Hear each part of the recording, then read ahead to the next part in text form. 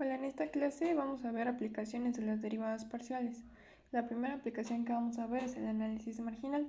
Yo les escribí aquí el primer ejemplo. Es una empresa que fabrica dos tipos de libreros. El costo de producción es esa función que está ahí, 7x más 0.3y cuadrada más 2y más 900. X es la cantidad de libreros del primer modelo y Y es la cantidad de libreros del segundo modelo. El costo está dado en cientos de pesos y nos piden calcular los costos marginales cuando X y Y tienen esos valores y además interpretar los resultados. Los costos marginales son simplemente las derivadas parciales, las dos que tiene en este caso respecto a X y respecto a Y. Pero cuando estamos hablando de función de costo, en lugar de derivada parcial, se le llama costo marginal. Y después de calcularlo nos piden que los evaluemos en esos dos valores y la interpretación es muy parecida al análisis marginal que hacían en introducción a los métodos, pero de todas maneras ahorita lo vamos a hacer. Primero, calcular las derivadas parciales respecto de x. Primer sumando 7x, pues es 7. Segundo sumando nada más tiene y, así que eso es 0. Tercer sumando solamente tiene y, también es 0. Cuarto sumando no tiene nada, pues también es 0. Así que en este caso, de respecto a x, ese es el costo marginal, 7. Ahora, respecto de y. Primer sumando es 7x, no tiene y, así que va a ser 0. El segundo sumando, 0.3 de y cuadrada. Entonces es 0.3 y derivada de y cuadrada es 2y. Más derivada de 2y es 2 y derivada de 900 es 0. Esto es 0.6y más 2. Ese es el costo marginal respecto a y. Y después lo que tenemos que hacer es evaluar. Cx, o sea, Cx de xy, o sea, de x en este caso dijimos que iba a valer 20 y y 30. Pero pues esto sigue siendo 7, o sea, es una constante. Entonces no importa qué valores le pongan ahí, ese siempre va a ser 7. Y ahora respecto de y, si ustedes hacen las cuentas, eso les va a dar 20. Y ahora hay que interpretar qué es lo que eso significa. Recordemos que la derivada respecto de x era cómo cambiaba el costo cuando y se queda fija y cuando x la movemos. Es decir, o sea, ¿qué le va a pasar a nuestro costo de producción cuando en este caso x vale 20? Pero, ¿qué pasa si de 20 aumentamos a 21? Porque en este caso, como es respecto a x, x es la que se está moviendo, y se está quedando fija en 30. Entonces, si dejamos a y fija en 30 y a x aumentamos en una unidad, o sea, producimos un librero más del tipo 1, ¿qué es lo que va a pasar con el costo? Como esto es positivo, quiere decir que entonces el costo va a aumentar, porque es positivo, aproximadamente en 7. Pero el costo estaba dado en cientos de pesos, o sea, es este 7 por 100. O sea, va a aumentar aproximadamente 700 pesos. ¿Y qué es lo que significa la de acá abajo? Es respecto a y. Entonces la que se va a mover es y. Y vale 30. Entonces, cuando de 30 a 31, o sea, el costo marginal solamente nos dice qué pasa cuando aumentamos una unidad, no más, solamente una. Entonces, en lugar de 30, producimos 31 libreros del tipo 2 y a x lo dejamos fijo, lo que va a pasar con el costo es, entonces el costo, como el 20 es positivo, eso significa que el costo va a aumentar aproximadamente 20%, o sea, 2,000 pesos. Y entonces, ¿qué es lo que nos conviene más? C es el costo de producción, o sea, es a mí como fabricante cuánto me va a costar. Entonces, Si yo aumento uno más del primer tipo, solamente tengo que pagar 700 extra. Pero si produzco uno más del segundo tipo, tengo que pagar 2,000 pesos extra. Lo que significa que me conviene más producir uno del primer tipo porque voy a invertir menos. Así que la interpretación sería esto que les puse en azul y en verde. Y la conclusión sería, por lo tanto, conviene más producir otro librero del primer tipo. Y para eso nos sirve el análisis marginal, para ver qué onda con las funciones cuando movemos una variable sin tener que hacer todas las cuentas. El segundo ejemplo es este. Nos dicen que la producción semanal de una planta está dada por esa función que está ahí. La producción pues está dada en unidades. X es el número de trabajadores calificados que están empleados y Y es el número de trabajadores que no están calificados. El nivel actual es de 30 calificados y 60 no calificados y se nos pide estimar el cambio en la producción que resulta de añadir un trabajador calificado más, pero solamente un trabajador calificado más. Entonces nos piden utilizar el análisis marginal. Como lo que se va a estar moviendo es el número de trabajadores calificados, esa es la variable que se va a mover. X es la que corresponde a los trabajadores calificados, es decir, que tenemos que calcular la derivada respecto de X. ¿Por qué? Porque esa es la variable que se va a mover. Ese es el primer paso. Y que ustedes puedan interpretar lo que está diciendo el problema. O sea, les está diciendo cuál es la variable que se va a mover y por lo tanto cuál es la parcial que tienen que calcular. Es de una suma de funciones. Entonces, primero sumando 1200x, la derivada es 1200. Más 500y, como no tiene x, derivada 0. Tercer sumando es x cuadrada y, o sea 2xy, menos x cúbica, pues es 3x cuadrada, y menos y cuadrada, esa derivada es 0. Así que esa es la parcial respecto de x. Luego, para que puedan ustedes saber qué pasa con la función de producción, tienen que evaluarla. ¿Y en qué punto? Pues en el nivel en donde estamos actualmente. 30 de trabajadores calificados, o sea, X es igual a 30. Y 60 no calificados, o sea, Y es igual a 60. Ese es nuestro nivel actual, ahí es donde estamos. Y queremos ver qué pasa cuando nosotros evaluamos. Porque recuerden que este número lo que nos va a decir es qué sucede con la función de producción cuando X aumenta de 30 a 31. Eso es lo que nos va a decir ese número. Así que habría que hacer las cuentas. Es 1200 más 2 por 30 por 60 menos 3 por 30 al cuadrado. Y bueno, si hacen las cuentas, eso es 2100, lo que les da. Es positivo, lo que quiere decir que cuando se aumente un trabajador calificado más, la producción semanal positivo aumentará aproximadamente en 2100 unidades. Eso es lo que va a pasar. Y ahora vamos a calcular el cambio real, porque este es un cambio aproximado, o sea, nos dice más o menos lo que va a pasar. Va a aumentar aproximadamente 2100 unidades si tú contratas un trabajador calificado más. Pero si quisieran saber realmente cuánto va a aumentar, o sea, el cambio exacto, vamos a calcular el cambio exacto. Q evaluado en 30,60 nos va a dar la producción cuando tenemos 30 calificados, 60 no calificados. Si hacen las cuentas, esto les va a dar 89.400 unidades.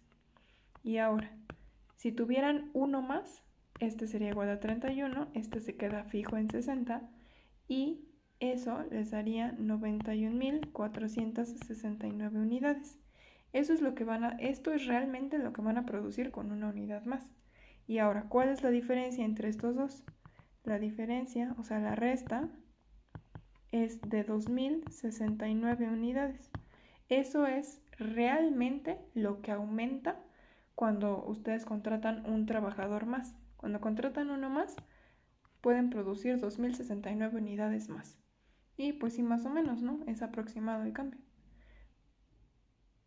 Y esto se conoce como productividad marginal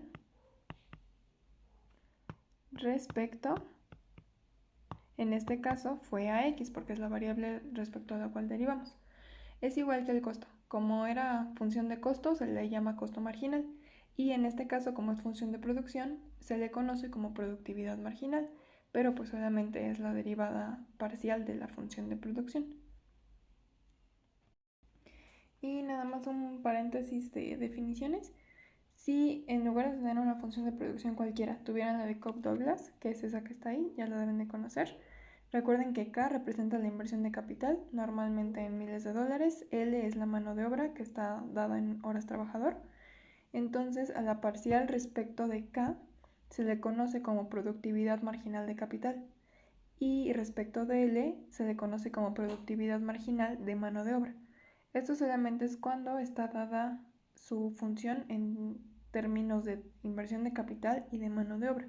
Cuando es cualquier otra cosa, o sea, por ejemplo aquí arriba que eran trabajadores calificados y no calificados, es respecto a la variable. O sea, se le llama productividad marginal, pero respecto a X o a Y. Y cuando tienen una función de producción así, el nombre cambia de capital o de mano de obra. Entonces se maneja exactamente igual, lo único que cambia es el nombre. El último ejemplo nos da una función de producción, que en este caso sí es Cobb-Douglas, y el primer inciso nos pide ya la productividad marginal de capital y la de mano de obra cuando estamos en este nivel. Este es el capital invertido y esta es la mano de obra. Entonces primero tenemos que sacar las derivadas parciales y luego evaluarlas. Productividad marginal de capital es derivada parcial respecto de K. ¿Y cómo sería? Lo estamos derivando respecto de K, entonces primero copiamos todo lo que le acompaña, que es el 50 L a la 0.6 y luego derivamos K a la 0.4. Bajamos el 0.4, copiamos la K y le restamos 1, o sea 0.4 menos 1 es menos 0.6 y esa es la derivada. Si hacen cuentas, esto es 20 por K a la menos 0.6 por L a la 0.6. Luego, productividad marginal de mano de obra es parcial respecto a L. Entonces primero copiamos todo lo que la acompaña, que es el 50K a la 0.4 y luego derivamos L a la 0.6. Bajamos el exponente, copiamos la L y le restamos 1. 0.6 menos 1 menos 0.4. Y ya nada más hacen las cuentas. 50 por 0.6 les queda 30. K a la 0.4, L a la menos 0.4. Ahí ya tenemos las productividades marginales, ya nada más resta evaluarlas. En este caso nos están diciendo que K, que es el capital, pues es 750,000, pero recordemos que está dado en miles de dólares, es decir, K es igual a 750. Tienen que tener mucho cuidado con eso. Y en este caso L es igual a 991. Eso sí se queda así. Y ahora sí ya lo único que hay que hacer pues es evaluar. Primero, respecto al capital, es evaluada en el 750,991. Esto les va a dar 22.47. Y respecto a mano de obra, hay que evaluar exactamente en los mismos números y esto les va a dar 26.83. El segundo inciso nos pregunta si el fabricante debería de adicionar capital o de incrementar la mano de obra para aumentar la producción. Así que hay que interpretar las respuestas de arriba. Primero, la parcial respecto de K, o sea, respecto del capital, nos dice que cuando aumentemos el capital, o sea, cuando el capital, que es 750, aumente en una unidad. En este caso, como está dado en miles de dólares, entonces vamos a aumentar $1000. O sea, si él invierte $1000 más, entonces la producción va a aumentar 22.47 unidades aproximadamente. Y respecto a la mano de obra, si adiciona una hora trabajador más, o sea, aquí sí es una hora más, o sea, de 991 a 992, la producción va a aumentar 26.83 unidades aproximadamente. Así que lo que realmente nos conviene es, pues, el mayor aumento, ¿no? Entonces, el más grande entre 22.47 y 26.83, pues es el 26. Es decir, que conviene más o sea, yo quiero aumentar mi producción lo más que se pueda. Entonces, por lo tanto, lo que le conviene es incrementar la mano de obra. ¿Por qué? Pues porque de esa manera el aumento en la producción es mayor. La segunda aplicación que vamos a ver es productos sustitutos y complementarios. Primero, la definición de sustitutos. Dos productos son sustitutos o competitivos si cuando aumenta la demanda de uno, entonces la demanda del otro disminuye. Es decir, D1 y D2 van a ser las funciones de demanda del artículo 1 y del artículo 2 respectivamente. P1 y P2 pues sus precios. Entonces, si la derivada parcial de la función de demanda 1 respecto al precio del otro artículo va a ser positiva y la otra igual. Cuando esto suceda, cuando estas dos derivadas parciales sean positivas ambas, entonces los productos son sustitutos o competitivos. ¿Por qué? Porque lo que esto significa, que sean positivas, es que la demanda de cada artículo aumenta respecto al precio del otro.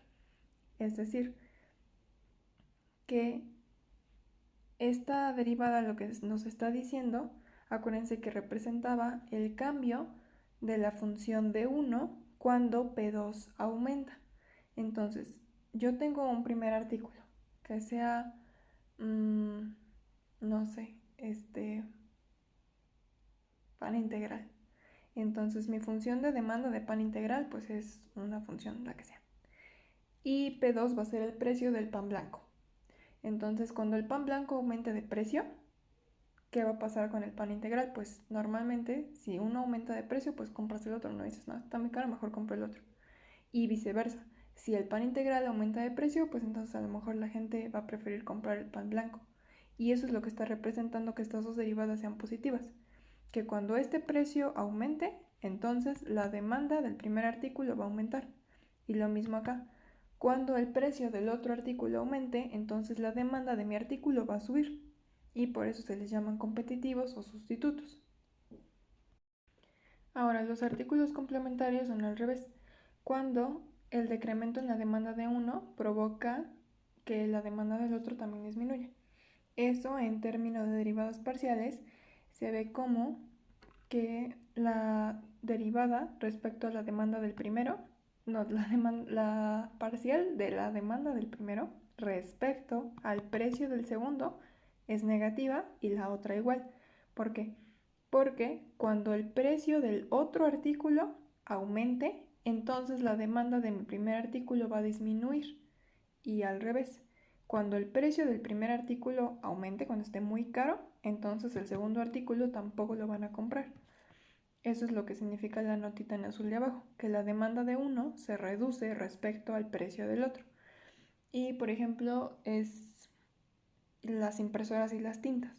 O sea, si las impresoras suben mucho de precio, pues ¿para qué voy a comprar tinta? ¿No? O sea, probablemente no, pues no vas a estar comprando. Y al revés, o sea, si de repente compran muchas impresoras, pues es probable que empiecen a comprar más tinta, ¿no? Porque pues tienes que imprimir, ¿no? Entonces, esa es la diferencia entre complementarios y los sustitutos, y así es como los vamos a interpretar. Ahora, si sucediera que, por ejemplo, esta derivada si fuera negativa, pero esta de acá fuera positiva, entonces quiere decir que los artículos no son nada, o sea, no son ni complementarios ni sustitutos. A fuerza ambas tienen que ser o positivas o negativas. Y a esta, pues se le llama, o sea, su nombre sería la demanda marginal para D1 respecto a P2. Ajá, esta, cuando estamos hablando de función de demanda, se le llama demanda marginal. Entonces ya tenemos tres conceptos. Cuando es función de costo, a las parciales se les conoce como costo marginal. Cuando es función de producción, a las derivadas parciales se les conoce como productividad marginal. Y cuando es función de demanda, se le conoce como demanda marginal. Son solamente nombres, pero se refieren a las parciales. Y ya la última nota es que, pues normalmente, la demanda respecto al precio de ese mismo artículo, pues disminuye, ¿no? O sea, digamos que, pero bueno, eso es como un poco obvio, ¿no? Si mi artículo es, no sé, estéreos, y de repente el precio empieza a aumentar muchísimo, entonces mi demanda pues va a bajar, por eso va a ser negativo, ¿no? O sea, si algo está muy caro, pues normalmente no lo van a comprar. Así que generalmente estas dos derivadas siempre, o sea, respecto a la demanda, respecto a su propio precio, esa va a ser negativa. El primer ejemplo nos dice que la función de demanda de harina es esta de 1 y la demanda del pan es la función de 2. P1 es el precio del kilo de harina y P2 es el de la barra de pan, los dos están dados en pesos. Y hay que determinar que si son artículos sustitutos o complementarios o si no son nada. ¿Cómo lo hacemos? Pues hay que calcular las funciones, las derivadas parciales, y luego hay que ver si son positivas o si son negativas. Primero hay que calcular la parcial de la demanda de la harina respecto al precio del pan. Entonces hay que derivar esta función de 1 respecto a P2. Aquí tenemos 7P2 sobre 1 más P1 al cuadrado. P2 solamente está ahí arriba y está exponente 1. Entonces su derivada es todo lo que le acompaña. Y todo lo que le acompaña en este caso, pues es todo esto de aquí. Entonces esa va a ser su derivada. 7 sobre 1 más P1 al cuadrado. Y luego, la demanda, que diga la derivada de la función de demanda del pan respecto al precio de la harina. Derivada de esta función respecto a P2, respecto a P1. Y lo mismo, aquí P1 está arriba solamente a exponente 1, entonces derivada es todo lo que le acompaña, y en este caso pues es esto de aquí, o sea, arriba es como si tuviéramos un 1 imaginario. Entonces derivada es 1 sobre 1 más P2 al cuadrado. Y ya tenemos las dos derivadas, ahora hay que ver qué son. Acuérdense que en una división, la división va a ser positiva si el de arriba es positivo y el de abajo es positivo. O la división va a ser negativa cuando o el de arriba es negativo o el de abajo es negativo. Ajá, solamente puede pasar que el de arriba sea negativo o el de abajo. Los dos no. Sí, aquí tenemos otro caso. También va a ser positiva cuando los dos son negativos, porque menos entre menos da más. Entonces, si los dos son positivos o negativos, va a ser positiva. Y si alguno de los dos es negativo, toda la división va a ser negativa. Así que aquí hay que analizar qué pasa con arriba y qué pasa con abajo.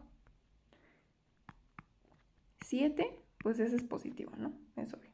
Y la parte de abajo, 1 más P1 al cuadrado. Cualquier número al cuadrado es positivo. Eso lo tienen ya que saber. Cualquier número al cuadrado es mayor o igual que 0, siempre. Pero ahora el precio, pues el precio no puede ser igual a 0, ¿no? O sea, si yo estoy vendiendo algo, pues normalmente no te lo voy a vender gratis. Entonces ese precio es positivo, lo que quiere decir que cuando yo lo eleve al cuadrado va a seguir siendo positivo. Y cuando lo sume 1, pues va a ser mucho más positivo. Entonces esto de abajo también es positivo.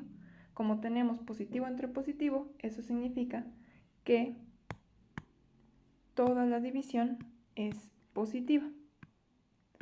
Ahora, acá, igual es una división. La parte de arriba es 1, pues eso es positivo, obviamente. Lo de abajo es el mismo análisis. P2, como es un precio, es positivo. Al elevarlo al cuadrado sigue siendo positivo. Al sumarle 1, más positivo. Positivo entre positivo, mayor que 0. Como ambas demandas, bueno, ambas parciales son mayores que 0, entonces eso significa que son artículos sustitutos o competitivos.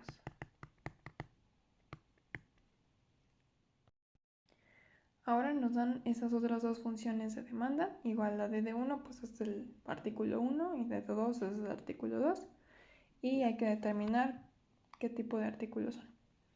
Primero calculamos la parcial de la primera función respecto al segundo precio. Aquí solamente tenemos P2 abajo y es una raíz, entonces tenemos 100 entre P1 raíz cuadrada de P2. Eso es como si tuviéramos 100 entre P1 por P2 a un medio. Eso es por leyes de los exponentes. Y luego ese 1 medio lo pasamos hacia arriba negativo para que ya nos quede así y podamos aplicar la fórmula de x a la n, que es bajo el exponente, repito la x y le resto 1. Así que primero tenemos que copiar todo esto. Esto lo está acompañando, entonces pues eso ahí va pegado a la derivada. 100 entre P1. Y ahora sí, aquí entre paréntesis vamos a derivar el P2 a la menos 1 medio. ¿Qué hay que hacer según la fórmula verde? Primero bajamos el exponente, copiamos el P2 y le restamos 1. 1 medio menos 1, menos 3 medios. Y ya, si esto lo acomodamos, nos queda, pues aquí tenemos más por menos, pues queda menos.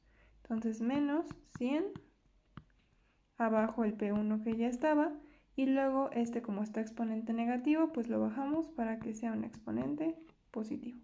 Y así es como quedaría. Para la segunda función, respecto de P1. El análisis es muy parecido. Tenemos que nuestra función es 500 entre P2 y luego raíz cúbica de P1. Eso significa que tenemos, si lo ponemos todo como exponentes, es P1 a la 1/3. Y luego lo subimos como el exponente negativo. ¿Para qué? Para de nuevo poder aplicar la fórmula verde. Todo lo que acompaña es esto, así que esto ahí va a ir pegado a la derivada. Y luego aquí vamos a derivar. Primero bajamos el exponente, copiamos el P1 y le restamos 1. Menos 1/3, menos 1, menos 4/3. Y ya, si lo acomodamos, igual más por menos menos, arriba queda 500, abajo queda 3, P2, P1 a la 4/3. Ah, bueno, aquí me faltó poner el 2. Este 2, pues va aquí abajo. Así que así es como quedarían las parciales. Y ahora vamos a analizar.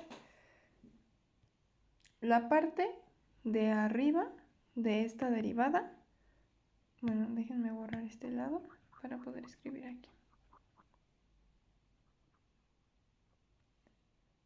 La parte de arriba es menos 100. Eso es negativo. Y ahora, la parte de abajo, 2P1 por P2 a la 3 medios. P2 es positivo. Cuando le elevamos a algún exponente va a seguir siendo positivo. Entonces, esto es positivo. P1 también es positivo y 2 también es positivo. Entonces, tenemos más por más por más, más. Así que la parte de abajo también es positiva. Y ahora tenemos negativo entre positivo. Este va a ser negativo. El segundo. Arriba tenemos menos 500, eso es negativo. Y abajo tenemos 3P2 por P1 a la 4/3. 3 es positivo. P2, como es un precio, también es positivo. Y ahora P1 es un precio, es positivo. Al elevarlo a cualquier exponente, va a seguir siendo positivo. Así que más por más por más, esto también es positivo. Negativo entre positivo, negativo. Como ambas derivadas son negativas, eso significa que son artículos complementarios.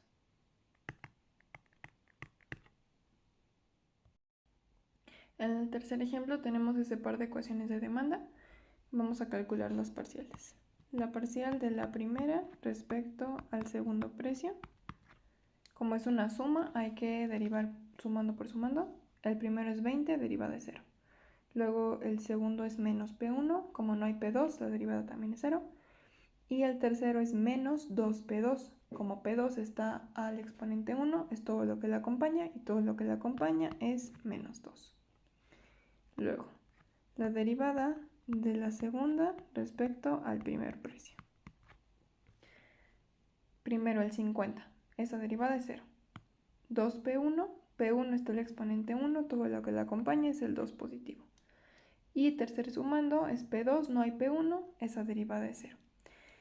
Entonces, bueno, esto es obvio, ¿no? La primera, pues es negativa, la segunda es positiva, y por lo tanto, esos artículos, pues no son nada, no son ni sustitutos ni complementarios. Y eso sería todo de aplicaciones de las derivadas.